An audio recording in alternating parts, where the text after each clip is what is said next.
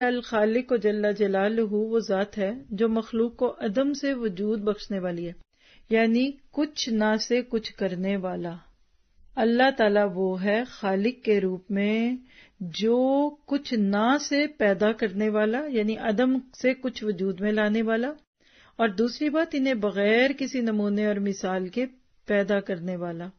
جیسے کہ اللہ تعالیٰ قرآن پاک میں فرماتے ہیں، کیا اللہ کے سوا ہے کوئی بنانے والا؟ سورۃ فاطر کی آیت نمبر 3 ہے۔ تو کیا پتہ چلا؟ اتنی بات کو ذرا سے ابزارو کیجئے۔ اللہ تعالیٰ کے لفظ الخالق کے لیے جب ہم بات کریں تو اس کا ہمیں پہلا معنی کیا سمجھ آتا ہے؟ اندازہ کرنے والا، ایسٹیمیشن۔ کسی بھی چیز کو بنانے سے پہلے کا مرحلہ ہوتا ہے، یہ لکھ لیجئے۔ آج جتنی بھی باتیں نا یہ تخلیق سے پہلے کی ہیں، پھر آگے چلتے جائیں گے تو پھر بدیع کے بعد دوسری سٹیج آئے گی یعنی الباری، اور اسی طرح پھر المصور، بالکل ہی شیپ اپ دینا۔ تو کیا پتہ چلا کہ اللہ سبحانہ تعالیٰ کا یہ نام خالق ہمیں کیا بتاتا ہے؟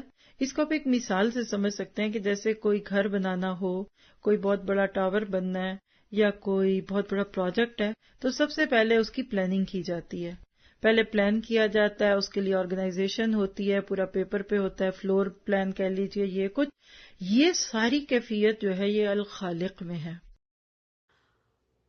اللهم بلغنا رمضان، اللهم بلغنا رمضان۔